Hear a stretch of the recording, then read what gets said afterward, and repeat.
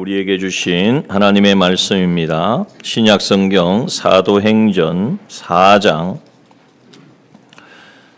하나님의 말씀 신약성경 193페이지 전후 사도행전 4장 18절에서 31절 말씀까지입니다. 하나님의 말씀 사도행전 4장 18절 31절 말씀까지 봉독합니다. 그들을 불러 경계하여 도무지 예수의 이름으로 말하지도 말고 가르치지도 말라 하니 베드로와 요한이 대답하여 가로되 하나님 앞에서 너희 말 듣는 것이 하나님 말씀 듣는 것보다 옳은가 판단하라. 우리는 보고 들은 것을 말하지 아니할 수 없다 하니 관원들이 백성을 인하여 저희를 어떻게 벌할 도리를 찾지 못하고 다시 위협하여 놓아주었으니 이는 모든 사람이 그 된 일을 보고 하나님께 영광을 돌림이러라. 이 표적으로 병 나은 사람은 40여세나 되었더라. 사도들이 노임에 그 동류에게 가서 제사장들과 장로들의 말을 다 고하니 저희가 듣고 일심으로 하나님께 소리를 높여 가로되 대주제여 천지와 바다와 그 가운데 만유를 지으신 이시요 또 주의 종 우리 조상 다윗의 입을 엇타가사 성령으로 말씀하시기를 어찌하여 열방이 분노하며 족속들이 허사를 경영하였는고 세상의 군왕들이 나서며 관원들이 함께 모여 주와 그 그리스도를 대적하도다 하신 이로소이다. 과연 헤롯과 본디오 빌라도는 이방인과 이스라엘 백성과 합동하여 하나님의 기름 부으신 거룩한 종 예수를 거스려 하나님의 권능과 뜻대로 이루려고 예정하신 그것을 행하려고 이 성에 모였나이다. 주여 이제도 저희의 위협함을 하감하옵시고 또 종들로 하여금 담대히 하나님의 말씀을 전하게 하여 주옵시며 손을 내밀어 병을 낫게 하옵시고 표적과 기사가 거룩한 종 예수의 이름으로 이루어지게 하옵소서 하더라. 빌기를 다하며 모인 곳이 진동하더니 무리가 다 성령에 충만하여 담대히 하나님의 말씀을 전하니라. 아멘. 예, 오늘 복된 주의 날을 허락하시고 또 하나님께서 우리 한 사람 한 사람을 부르셔서 오늘도 하나님 앞에 예배드리게 하신 그 놀라운 은혜를 우리 중심으로 감사드리며 또 이 자리에 함께 하신 모든 한 분 한 분들 주님의 은혜가 늘 충만하시기를 주님의 이름으로 축원합니다. 예, 우리가 이 신앙생활을 하면서 한 번씩 드는 여러 가지 생각들, 묵상들이 있을 것입니다. 어떻습니까? 우리 여기 계신 분들은 그런 적이 없는지 모르겠습니다. 삶을 살아가면서 열심히 나름대로는 또 신앙생활도 힘써서 하는데도 왜 모든 일이 하나님을 믿으면 좀 하나님께서 개입하셔서 이렇게 어려움도 다 물러가고 좀 모든 문제가 잘 풀어져야 되는데 그렇지 않고 계속해서 어려워지는 것과 같은 그러한 상황 가운데에 놓여서 답답한 마음을 가지는 그러한 경우가 우리에게 있습니다. 종종 있는 것이 아니라 사실은 표현을 안 해서 그렇지 우리 안에는 그러한 질문을 다 품고 있는 것입니다. 하나님 앞에 정직하게 살려고 애를 썼고 또 때로는 정말 답답해서 눈물 흘려 기도도 해봤고 또 가정과 직장에서 어떻게 하든지 그리스도의 향기를 드러내며 살아가려고 믿음으로 살아가려고 이 믿음을 지키려고 몸부림치기도 했고 그런데 이상하게 산 넘어 산이라고 자꾸 뭔가 이제 이 산을 넘으면 하나님께서 열어주시려나 했는데 또 산이 가로막힌 것 같고 그러한 현실들을 우리가 만나기도 합니다. 여러분 그럴 때 이제 어떻습니까? 내가 믿음이 약하니까 더 믿음을 가져야지. 내가 부족해서 그래 라고 생각은 하지만 그러나 때로는 한편으로는 하나님 정말 살아계시면 하나님 혹시 저를 잊으신 것은 아닙니까? 하는 그러한 마음을 우리가 품기도 합니다. 왜 이렇게 말씀드리냐 하면 오늘 이 본문의 말씀이 조금 오늘 길게 읽었지만은 다 좀 이렇게 우리가 내용을 알아야 되기 때문에 본문을 좀 다 이렇게 봉독했습니다. 이 사도행전 4장의 말씀을 통하여 이러한 우리의 의문점, 또 깊은 탄식, 이러한 인생의 질문, 이러한 부분들이 이제는 해결되어지는 그 명확한 해답이 오늘 본문 속에 있기 때문입니다. 초대교회 성도들, 정말 예수님이 십자가에 못 박혀 죽으시고 부활한 이 사실을 목격했고, 또 그때는 잘 몰랐지만은 사도들이 전하는 복음을 통하여 예수님을 영접했고 성령을 받았고 했던 그 성도들, 그래서 너무나 은혜가 감사하고 감격하고, 그래서 이제 가정마다 모여가지고 예배를 드리고, 오늘날 같은 이런 건물이 없어도 그들은 곳곳에서 하나님을 예배했던 것입니다. 그러면 그러한 그들의 마음과 정성을, 그 믿음을 보시고 하나님께서 아무 어려움이 없도록, 신앙생활하는데 문제가 없도록 이렇게 하셨느냐? 그렇지 않다는 것을 우리는 너무나 잘 압니다.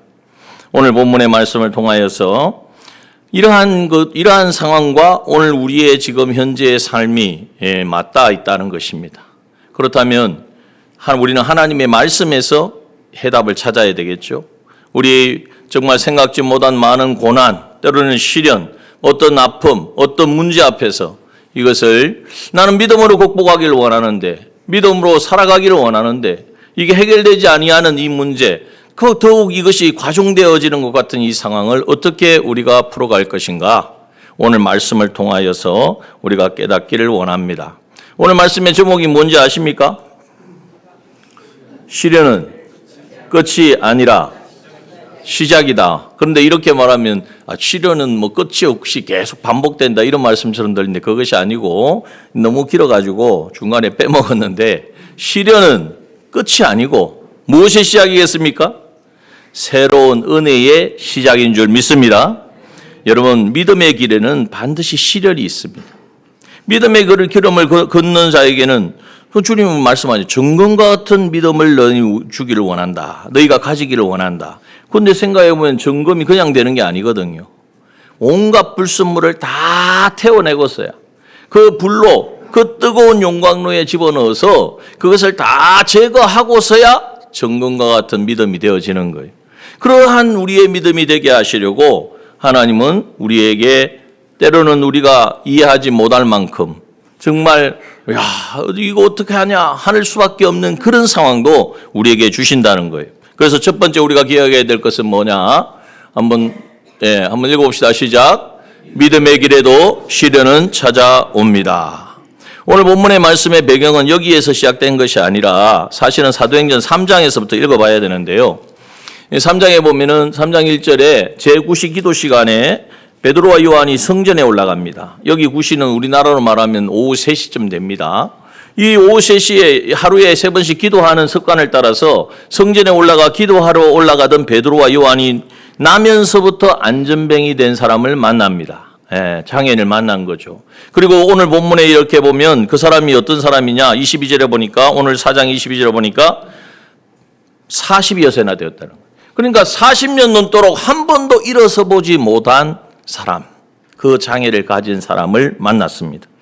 그런데 그거는 무슨 일을 하고 있었냐 하면 그 성문 앞에서, 미문이라고 하는 말 아름다운 문인데 그 어울리지 않게 거기서 구걸하는 삶을 살았어요. 왜? 자기 힘으로는 아무것도 할 수가 없으니까.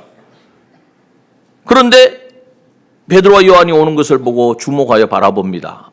나에게 뭘 좀 도움을 줄까 하는 거죠. 그때 베드로 요한이 뭐라고 말합니까? 6절에 보니까, 3장 6절에 보면, 사도행전 3장 6절에 보니까 베드로가 가로되 은과 금은 내게 없거니와 네가 원하는 것은 은과 금이지 않느냐. 네 살아가는데 필요한 거지 않냐. 그러나 나에게는 없다. 그러나 내게 있는 것, 정말 내게 있는 것뿐만 아니라 너에게 있어서 가장 필요한 것이 있는데 그게 바로 무엇입니까? 나사렛 예수 그리스도의 이름이고 그 이름으로 걸어라. 걸어라 할 때에, 그 손을 잡아 일으킬 때에 그 발에 힘을 얻고 그 사람이 일어났습니다. 놀라운 기적의 역사가 나타난 것입니다. 여러분, 40여 년 동안 한 번도 일어서지 않은 사람이 발에 무슨 힘이 있겠어요? 무슨 근육이 살아있겠습니까? 그러나 하나님이 우리 예수 그리스도의 이름에 능력이 역사하니까 그가 발목에 힘을 얻고 일어나서 뒤에 보니까 뛰면서 하나님의 성전에서 하나님을 예배하고 찬양했다고 말씀하고 있습니다. 이 놀라운 이적과 기적이 일어난 거예요. 오늘날 만약에 우리가 예배드리는 가운데에 정말 어떤 장애가 있는 분이 여기서 고침받고 막 병을 낳았다. 그것이 누구나 보면 알 수 있는 정도가 되어진다. 그러면 어떻겠습니까? 놀라운 기적이 일어나는 거죠. 그 기적의 역사를 보고 사람들이 얼마나 모여들겠습니까? 그리고 그 기적을 행한 것이 베드로와 요한이 아니라 하나님인 것을 알기 때문에 하나님을 찬양하게 될 것입니다. 그래서 이후에 이제 성령 충만한 이 놀라운 역사를 경험한 이 베드로와 요한, 아마 베드로가 더 놀랐을 것 같아. 안 그러겠어요? 이적의 기적의 역사는 아마 여기 베드로가 처음 행한 거거든요. 그리고 놀란 이 베드로가 성령 충만하여서 복음을 전거합니다. 그러자 사람들이 막 구름대같이 모였어요. 그 성전에 많은 사람들이 모이기 시작했어요. 어느 정도냐면 여기에 읽어보면 5천 명이나 되더라 그랬습니다. 5천 명이나 되는 사람들이 복음을 듣고 회개하고 예수 그리스도를 믿는 놀라운 역사가 일어나는 난 것입니다. 그런데 이 영광스러운 부흥의 역사, 기적의 역사 가운데에도 마음에 불편한 사람들이 있었어요. 누구냐 하면 그 당시 종교 지도자들. 왜 불편했느냐? 그 사람들이 예수님을 십자가에 못 박았거든요. 예수를 십자가에 못 박고 예수님이 부활한 것이 아니라 제자들이 예수님의 시체를 훔쳐갔다고 소문을 내면서 예수님이라는 이름 자체를 없애려고 했는데, 아니 이 베드로와 요한이 나사렛 예수 그리스도의 이름으로 그 40여 년 동안 일어나 보지 못한 안전병이 일어나는 기적의 역사를 행했단 말이죠. 이것을 큰일 난 거예요. 그래서 어떻게 했냐면 이 복음을 전하는 베드로와 요한을 가두었습니다. 자기들은 공권력이 있으니까 옥에 잡아 가두고 이제는 재판을 엽니다. 그 내용이 쭉 이어지는데 오늘 18절의 말씀이 그 말씀이에요. 이제 옥에 가두어서 하루는 이제 감금을 시켰는데 그 다음 날이 되어가지고 이제 재판을 하려고 불러내었어요. 그들을 불러내오니까 사람들이 다 보고 있잖아요. 근데 그 사람들이 그 이적과 기적을 경험한 사람들이에요. 분위기가 자기들이 아무리 종교 지도자지만 뭔가 이야기한다고 해도 사람들이 거기에 반응하지 않은, 정말 베드로와 요한을 자기들 마음대로 매를 때리거나 아니면 더 가두거나 아니면 예수님처럼 십자가에 못 박으면 군중들이 그냥 있지 않을 것 같아. 그러니까 어떻게 하느냐 하면 오늘 본문에 뭐라고 말합니까? 18절 말씀 봅시다. 그들을 불러, 이 그들은 베드로와 요한입니다. 베드로와 요한을 불러가지고 경계하며, 이 경계했다는 말은 이 협박을 한 거예요. 도무지 예수의 이름으로 말하지도 말고 가르치지도 말라. 이 말 속에는 뭐가 있습니까? 한 번만 더 예수를 전하고 한 번만 더 뭔가를 예수를 가르치면 너 죽을 수도 있어. 그죠? 엄청난 협박이죠. 왜냐하면 예수님을 십자가에 못 박은 사람들이 예수님을 전하는 사람들 얼마든지 또 똑같이 그보다도 더 험악하게 다룰 수가 있는 거예요. 자, 이러한 가운데에 여러분 우리가 주목해야 될 사실은 뭐냐? 오늘 이 베드로와 요한이 뭔가 큰 잘못을 저질러서 감옥에 갔습니까? 아니죠. 뭐 하다가 지금 감옥에 갇혔습니까? 복음을 전하다가 성령 충만하여서 이적과 기적 자기의 힘으로 한 게 하나님이 하신 놀라운 예수 그리스도의 이름을 선포했더니 일어난 그 이적을 경험하고 이제는 성령 충만하여서 복음을 전하면 하나님이 역사하셔가지고 막 그 방해하는 자들을 그냥 다 무릎 꿇게 만드시고 이렇게 하셔야 될 것 같은데 오히려 감옥에 갇히고 이제는 너 한 번만 더 복음을 전하면 너 죽을 수 있어. 협박을 당하고 공격을 당하는 핍박을 당하는 이러한 상황이 지금 벌어지고 있다는 것입니다. 여러분 여기에서 우리가 깨달아야 됩니다. 신앙생활을 잘하면 만사형통할 것이다. 하나님 말씀에도 그렇지 않느냐. 그런데 여러분 성경을 우리가 그 부분만 읽으면 안 돼요. 디모데후서 3장 12절 뭐라고 말씀합니까? 한번 읽어볼까요? 시작. 무릇 그리스도 예수 안에서 경건하게 살고자 하는 자는 뭘 받아가요? 핍박을 받으리라. 성경의 위대한 인물을 들어보십시오.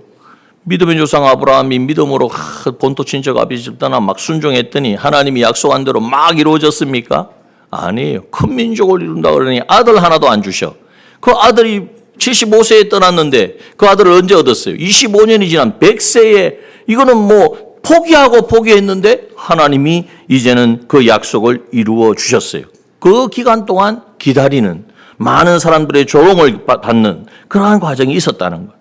요셉은요, 정직하게 살았습니다. 근데 억울하게 이제는 형들에게 버림을 받고 노예로 팔려가지고 거기서도 하나님 모시고 하나님과 동행했어요.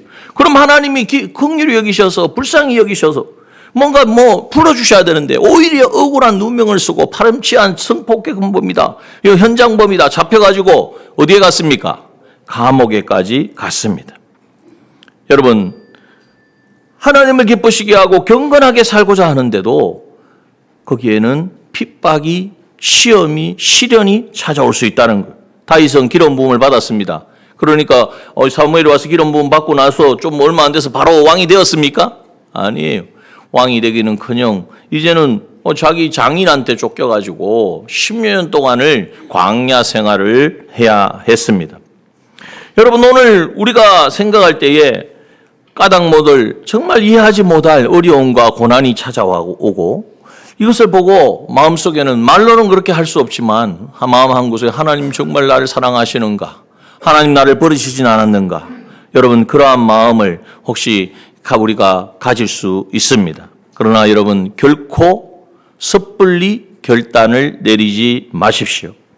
고난은 결코 하나님이 나를 떠났다는 증거가 아닙니다. 여러분, 고난의 이유를 내가 지금 당장에는 찾을 수는 없지만 한 가지 확실한 사실은 뭐냐? 이 고난의, 이 시련의 이 한복판 가운데에 하나님은 여전히 우리와 함께 하신다는 사실입니다. 이 모든 것을 주관하시는 하나님이 나와 함께 하신다는 사실을 우리는 굳게 믿어야 합니다. 사도들이 이런 고난 가운데 내가 이렇게 복음을 전하고 내 생명 걸고 이렇게 힘쓰는데 왜 이런 어려움이 와? 그랬다면 아마 그들을 통하여서 복음은 증거되지 않았을 거예요. 자, 그러면 이러한 가운데서도 복음을 전하는 그들, 이제는 그들이 노임을 받았잖아요. 18절에 보니까 예수의 이름을 말하지 말고 가르치지 말라 하면서 이제는 바울과 쭉 이해하는 부분이 있지만은 23절 보십시오. 23절 보니까 사도들이 노임에 그랬습니다. 노임을 받았어요. 그러면은 어떨 것 같습니까? 여러분이 만약에 베드로다, 요한이다. 그러면 어떻게 하시겠습니까? 죽을 뻔했네. 큰일 날 뻔했네. 감옥에서 내가 못 나올 뻔했는데 하나님이 그래도 나오게 하셨구나. 빨리 집에 가가지고 못 봤던 아내도 보고 이제 자녀들도 보살펴야지. 이렇게 할 것 같지 않습니까? 자, 그런데 오늘 사도들은 노임에 놓이자마자 어떻게 했어요?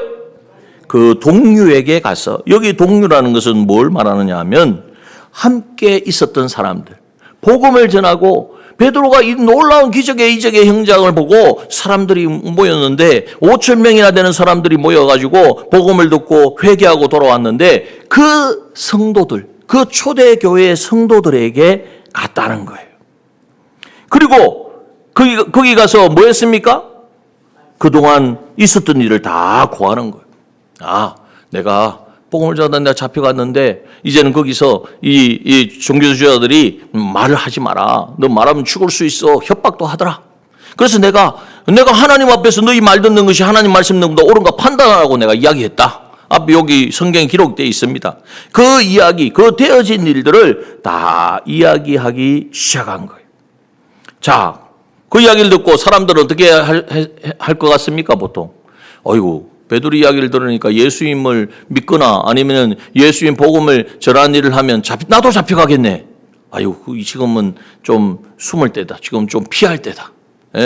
소나기는 피해가라고. 소나기 지나간 다음에 좀 이따가 복음을 전하자. 그렇게 했습니까? 아니에요. 24절의 말씀을 보십시오. 저희가 듣고 베드로와 요한이 하는 말을 듣고 일심이 뭐죠? 한 마음, 한 뜻으로. 어느 한 사람도 이거 안 된다, 이렇게 해서는 안 된다 하는 사람이 없다는 거예요.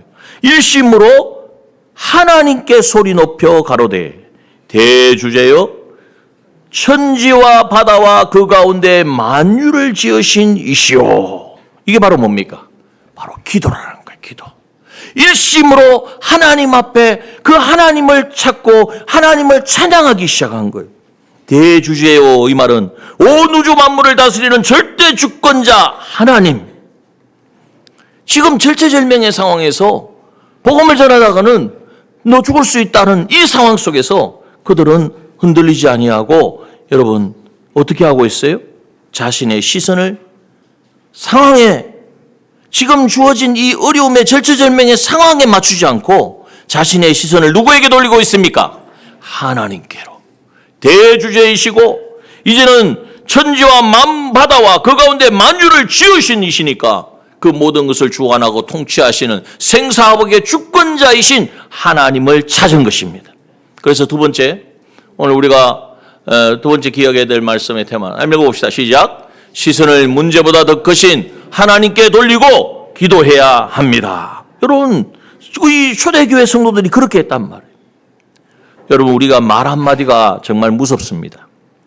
경제적인 위기가 우리 가정의 뿌리를 흔들고 때로는 육신의 질병이 우리의 숨통을 조여오고 앞이 보이지 않는 미래가 정말 우리 앞에서 가로막혀 있어서 밤잠을 못 이루는 그러한 때에 여러분, 어떤 권력도 어떤 질병도 경제적인 그러한 위기도 온 우주 만물을 창조하신 우리 하나님보다 클 수가 없음을 믿으시기 바랍니다. 그 하나님의 어떠한 분인지를 아는 것, 이것이 바로 믿음의 시작입니다. 믿음은 나를 지금 짓누르고 내 알을 가로막은 이 어떤 문제보다도 나를 붙드시는 그 하나님이 더 크시다라는 것을 인정하고 그 하나님을 바라보는 것이 바로 믿음인 것입니다. 여러분, 거대한 폭풍우를 만난 배를 한번 상상해 보십시오. 항구의 정박에 있는 배는 굉장히 요도 우리가 한 번씩 저 부둣가에 가면은 와, 저 페리 뭐 저렇게 큰 배가 뭐 빌딩 같은 배가 서 있잖아요. 그죠? 크루저. 그걸 보면서 안전하고 평온합니다. 그런데 그 크루저가 계속해서 거기에 있다고 1년 365일 동안 거기에 있습니까? 아니죠. 그 크루저가 이제는 그 배가 지어진 목적이 뭡니까? 물론 접안을 해가지고 여기에 육지에 사람들을 보내어서 관광도 하고 하지만 궁극적인 목적은 뭐예요? 바다를 항해하는 것입니다. 그런데 바다를 항해하러 가니까 거센 물살이 가로막아요. 그러면 항해를 하지 않습니까? 아니요. 웬만하면 큰 파도가 아니면 정말 뭐 태풍, 폭풍이 아니면 이제는 그 물살을 가르고 목적지를 향하여 나아가도록 만들어진 것이 바로 배인 것입니다. 때로는 비바람을 만나고 어떨 때는 집채만한 파도를 만나기도 합니다. 그런데 실력 있는 선장은 야, 파도가 이렇게 치니까 이거 큰일 났다. 파도만 보며 두려워하지 않습니다. 폭풍이 거셀수록 나침판을 본다. 이 나침반을 보면서 지금 항로를 바로 하고 있는가? 내가 가야 될 그 목표를 생각하고 있는가? 아니면 이 풍랑에 이제는 휩쓸려 가지고 다른 곳을 가고 있지는 않는가? 그 나침반을 뚫어지게 보면서 그 키를 옮겨지고 오히려 이 풍랑이 더 거셀수록 엔진의 출력을 높여 가지고 파도를 정면으로 뚫고 나아가는 것입니다. 여러분, 폭풍이 왔다고 해서 항해가 끝난 것이 아닙니다. 폭풍이 두려우면 아예 배를 만들지 말아야죠. 배는 어떤 상황 속에서도 물론 큰 태풍이면 피해야 되겠지만 웬만한 것은 거스러 갈 수 있도록 만드는 것이 바로 배인 것입니다. 여러분, 우리의 기도도 마찬가지입니다. 오늘 본문의 말씀에 보면 29절에 보니까 이제 그 당시 초대교회 성도들이 모여서 기도하는 가운데에 29절의 그 내용을 한번 읽어봅시다. 자, 읽어봅니다. 시작. 주여, 이제도 저희의 위협함을 하감하옵시고 또 종들로 하여금 담대히 하나님의 말씀을 전하게 하여 주옵. 여러분, 이 얼마나 위대한 기도입니까? 우리가 위협받는 이 상황을 하나님 아십니다. 그러니까 하나님 편안하게 좀 아무 어려움이 없도록 도와주세요. 핍박받지 않게 해주세요. 그것이 아니라 지금 뭐 때문에 핍박을 받고 있죠? 복음 전하기 때문에 받고 있는 거잖아요. 그런데 본문의 말씀에 보면 하나님 저희의 위협함을 하나님이 아시오니 우리로 하여금 담대히 하나님의 말씀을 전하게 하여 주옵소서. 어떤 환경 속에서도 이것이 복음 전하는 것이 그 당시 그들에게 주어진 사명이었고 오늘 우리에게도 주신 사명인데 이 사명을 다 이루어갈 수 있도록 담대함을 달라고 그들이 기도했다는 것입니다. 여러분 오늘 우리의 기도도 이러한 기도가 되어야 될 줄 믿습니다. 때로는 우리가 하나님 병을 고쳐주십시오. 하나님 너무나 경제적으로 어렵습니다. 빚을 갚게 해주십시오. 예, 간절히 하나님께 기도해야 합니다. 그러나 그 기도에서 한 걸음 더 나아가서 주님 당장 지금 이 문제가 해결되지 않고 삶의 문제가 해결되지 않고 이 환경 때문에 주님 이제는 이 내가 힘들고 정말 두렵지만은 그러나 하나님 이 환경 때문에 내 믿음이 꺾이지 않게 하여 주시옵소서. 사람들이 나를 인정하지 않고 몰라준다고 할지라도 내가 있어야 될 그 자리에서 섬겨야 될 그 자리에서 하나님 정말 굳게 우리에게 나에게 주신 이 사명을 감당하게 하여 주옵소서. 여러분 왜 그렇게 기도해야 합니까? 우리 하나님은 우리 앞에 당면한 문제보다도 더 크신 하나님이시기 때문입니다. 그 문제보다 더 크신 분이고 그 문제를 하나님의 선하신 방법대로 해결해 주실 것이고 지금 당장의 눈앞에 뭔가 안 이루어진다고 해서 우리가 염려하고 걱정할 것이 아니라는 거예요.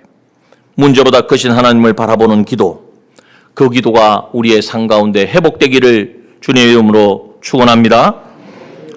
우리가 세 번째 꼭 기억해야 될 것이 있습니다. 우리가 만나는 이 시련은 그 시련을 통하여서 그냥 내 어떤 삶의 문제를 어떤 경험을 하는 것으로 그치는 것이 아니라 우리를 사명으로 이끌어 주신다는 것입니다. 하나님은 시련을 통하여 하나님의 섭리와 하나님의 역사가 우리 가운데에 임하게 되어지는 것입니다. 당시 종교주의자들의 눈에는 자신들의 박해로 교회의 싹을 잘라버린 것처럼 보였을 거예요. 너 말하면, 너 이제 복음 전하면 너 죽을 수 있어. 그랬으니까 이제 말 안 하겠지. 아니라는 거예요. 하나님은 그 핍박을 통하여서 놀라운 계획을 가지고 있어요. 여러분, 불길이 일면 그 불길이 번지려면 뭐가 필요합니까? 바람이 있어야 돼요.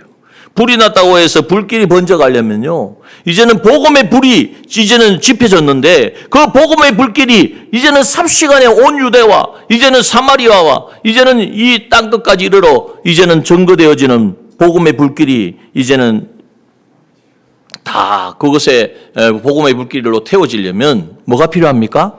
바람이 필요한 거예요. 그 바람이 뭐냐? 그게 바로 하나님이 사용하신 섭리예요. 오히려 그들의 핍박을 통하여서 그들의 그 압박을 통하여서 야 정말 우리가 도망가자 우리가 피하자가 아니라 하나님께서는 우리를 통하여서 나중에 스데반 이후에는 이제는 뿔뿔이 흩어지게 되거든요. 그 흩어짐을 통하여서 그들이 곳곳에서 복음을 전하기 시작하니까 그 유대 땅이 복음화되기 시작하고 이제는 그 사마리아뿐만 아니라 그 옆에 있는 모든 이방 지역까지 복음화되는 역사가 일어난 것입니다. 여러분 우리는 현재의 장면밖에 현재의 상황밖에 보지 못합니다. 어떨 때는 꽉 그냥 더 이상 어떻게 할 수 없는 벽밖에 우리는 볼 수가 없습니다. 그러나 우리 하나님은 우리 인생 전체의 이야기를 다 보고 계시고 무대 위에서 지금도 내려다보시고 그것에 섭리 역사하시는 분인 줄 믿습니다. 여러분 우리 모두가 흘리는 그 눈물 뒤에 영광스러운 열매를 우리는 지금 막혀서 보지 못하지만 우리 주님은 보고 계십니다. 박힌 벽, 우리 앞에 막혀있는 이 벽 너머에 주님이 예비해 두신 새롭고 열린 문이 우리 가운데에 있다는 사실을 잊지 마시기 바랍니다.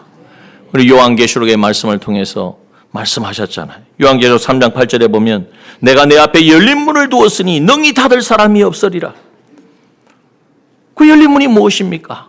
바로 요한계시록 3장 20절에 보면 볼지어다 내가 문 밖에 서서 문을 두드리노니. 주님이 우리에게 우리의 삶의 현장에 오셔서 네가 지금 답답하냐? 정말 어찌할 수 없는 상황 가운데 있느냐? 마음을 둘 곳이 없느냐? 그러나 내가 너를 알고 내가 너의 인생을 붙들고 있고 내가 너와 함께한다. 우리 주님이 말씀으로 찾아오시고 성령으로 찾아오셔서 우리의 마음의 문을 두드릴 때에 그 음성을 듣고 우리는 어떻게 해야 됩니까? 문을 열면, 그 주님을 영접하면 주님이 우리 안에 들어오셔서 우리와 더불어 먹는 이 놀라운 역사가 일어난다. 주님이 드시는 그 음식은 무엇입니까? 하나님의 뜻을 이루고 하나님의 일을 온전히 이루시는 것이라 그랬어요. 그 주님이 나와 함께 하셔서 적은 능력이지만 주님 모시고 주님이 원하시는 대로 순종하고자 기도하라고 할 때 기도하고, 엎드릴 이제는 말씀에 순종할 때 순종하고, 적은 능력으로 우리가 순종해 가기만 하면 우리가 한 것은 어떻게 보면은 100% 중에 한 10%밖에 안 되는데 나머지 90%는 누가 채우셔요? 우리 주님이 다 채우셔서 아멘이요, 충성된 정인이요, 창조의 능력을 가지신 그 주님이 함께 하시는 그 전지전능의 역사가 우리의 삶 가운데 이루어질 것을 믿습니다. 여러분, 오늘 꼭 이 말씀을 기억하셔야 돼요. 그래서 여러분, 이 요한계시록 3장 20절을 어떻게 하면 우리의 삶에 적용할까? 아니, 주님 영접하면 주님이 우리와 먹고 마시는 건 알겠는데 이것의 실제가 무엇인가? 여러분, 그것을 오늘 우리에게 말씀하고 있는 것입니다. 여러분, 오늘 당장에 우리의 고난을 보고 우리 인생이 실패했다고 마침표를 찍지 마십시오. 하나님의 이야기, 하나님의 스토리, 나를 통하여 계획하신 하나님의 섭리는 아직도 끝나지 않았고 지금도 진행 중임을 믿으시기 바랍니다. 요셉이 감옥에 있다고 끝난 게 아니에요. 그 감옥을 통하여서 바로 앞에 설 수 있는 놀라운 길을 하나님께서 예비해 두셨고 그 길로 인도해 주셨어요. 다윗이 광야에서 쫓겨다닌다고 인생이 끝난 게 아니에요. 그 광야의 삶을 통하여서 그 이스라엘 지역에 다윗이 어떠한 사람이라는 것을 다 알게 되었고 결국 그 12지파가 환영하는 그런 왕의 자리에 하나님이 세우신 거예요. 바울이 온갖 고난을 받았습니다. 감옥에 가고 이제 죽을 매를 맞고 박해를 받고, 그러나 그 사역을 통하여서 이 복음이 오늘 우리에게까지 전하여진 것입니다. 우리는 내일을 모릅니다. 그러나 우리의 하나님은, 우리를 사랑하시는 하나님은, 선하신 하나님은 우리의 내일도 아시고 모레도 아시고 우리의 영혼을 아시는 분이십니다. 그러므로 마지막 이제 사도행전 4장 31절을 한번 읽어봅시다. 그들이 이 하나님을 알고 인정하고 나아갈 때 하나님이 어떻게 역사하셨는가? 자, 31절입니다. 다 같이 읽어봅시다. 시작. 빌기를 다음에 모인 곳이 진동하더니 무리가 다 성령이 충만하여 담대히 하나님의 말씀을 전하니라. 아멘. 여러분, 기도를 하니까 그들이 모여 있는 곳에 진동이 났어요. 이건 여러 가지 이야기하지만, 그러나 거기에 하나님의 임재가 임한 거예요. 하나님이 함께 하신다는 것이 깨달아 모두가 알게 된 거예요. 그리고 그들에게 성령으로 충만함이 임했습니다. 성령으로 누구 할 거 없어요. 당신 어떻게 하라 할 필요도 없어. 성령이 한 사람 한 사람에 임해서 성령이 가득 그곳에 임하게 된 거예요. 성령이 임하니까 그 결과가 뭐냐? 세상이 감당할 수 없는, 세상이 뭐라고 그래도 우리는 이 길을 가야 돼. 우리에게 주신 사명을 우리는 감당해야 돼. 이 가족은 어떡하지? 우리 하던 일 어떡하지? 거기에 대해서 누구 하나 이야기하는 사람이 없어요. 이것이 바로 우리에게 주신 성령 충만함으로 주신 담대함인 줄 믿습니다. 또한 거기에 하나님의 말씀을 전하니라. 이 말씀 전하는 게 뭐죠? 사명입니다. 여러분, 이것이 그리스도인의 승리의 공식입니다. 자, 보십시오. 시련을 만났습니다. 뭐 해야 됩니까? 시련만 바라보고 문제만 바라보고 원망하고 원통하고 하죠. 하나님 의심하지 마시고 하나님의 섭리와 하나님의 역사를 인정하고 하나님의 얼굴, 하나님이 어떠한 분인지를 인정하고 하나님 앞에 엎드리는 기도의 사람이 되시기를 소원합니다. 또한 그 기도에 하나님, 이 기도는 뭡니까? 그냥 하나님 도와주세요, 하나님 해결해 주세요, 아니에요. 하나님을 인정하게 하시고 하나님의 크심을 보게 하여 주시고 하나님 지금도 내 삶에 개입하시고 역사하신다는 사실을 내 자신이 믿게 해달라는 기도예요. 이 기도가 드려질 때에 성령의 충만함이 임합니다. 그 성령이 임하면요, 두려움이 없습니다. 염려가 왜? 만왕의 왕이시고 전지전능하신 하나님이 나와 함께 하시는데 뭐가 두렵습니까? 만약에 두렵다면 아직 주님을 내가 모시고 있는 게 아닌 거예요. 여러분, 우리 앞에는 주님을 모신 그리스도인 앞에는 어떤 것도 두려움이 될 수가 없습니다. 그리고 이제는 우리가 해야 될 일은 뭐냐? 두려움이 없으니까 내가 그동안 못했던 거 다 한번 해보자. 아니에요. 우리에게 주신 사명이 있는 줄 믿습니다. 복음 전파의 사명, 어디 가든지 예수 그리스도를 전하고 예수 그리스도를 드러내는 이 사명을 감당하는 저와 여러분 되기를 소원합니다. 지금 여러분의 인생을 뒤흔들고 있는 거대한 폭풍은 어디에 있습니까? 한번 생각해 보십시오. 그걸 그냥 도매금으로 다 넘기지 마시고, 경제적인 것입니까? 자녀의 문제입니까? 배우자의 갈등입니까? 사업의 문제입니까? 육신의 질병입니까? 사랑과의 관계 속에 받은 상처와 배신감입니까? 여러분, 하나님 언제입니까? 탄식하는 자리에 있지 마시기 바랍니다. 우리를 향하여 주님께서 다가와 어루만지며 말씀하십니다. 사랑하는 아들아, 내 사랑하는 딸아, 폭풍이 내 인생의 목적지를 결정하도록 내어버려 두지 말아라. 거센 파도가 친다고 해서 배를 버리고 바다로 뛰어내려서는 안 됩니다. 오히려 그 배를 사용하여서 이제는 방향을 분명히 하고 목적지를 다른 곳으로 돌리지 아니하고 이제는 그 원래 목적했던 그곳을 향하여 더욱더 출력을 내어야 하는 것입니다. 그 방법이 무엇입니까? 바로 하나님 앞에 기도의 무릎을 꿇는 것입니다. 하나님을 인정하고 이 하나님 앞에 나아갈 때에 그 눈을 들어서 그 하나님을 바라볼 때에 하나님께서 오늘 우리와 함께 하신다는 사실을 성령으로 우리에게 깨닫게 하여 주시고 그 성령께서 하나님의 말씀으로 확정을 지어 주십니다. 그럴 때 그 하나님을 굳게 붙들고 여러분 무엇을 말씀하실지라도 볼지어다 내가 문 밖에 서서 두드리노니 누구든지 내 음성을 듣고 문을 열면 주님의 음성을 들으셨습니까? 말씀을 깨달았습니까? 성령이 말씀하시는 그 음성을 들으셨습니까? 마음의 문을 열고 그 주님을 영접하십시오. 그 주님께서 이제는 우리의 삶 가운데 일하기 시작할 것입니다. 그리고 결국은 사명을 감당하는 사명자의 삶을 살게 하실 것입니다.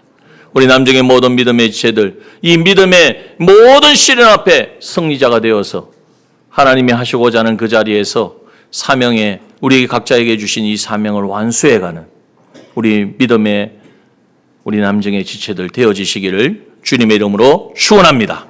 이 시간에 함께 기도합시다.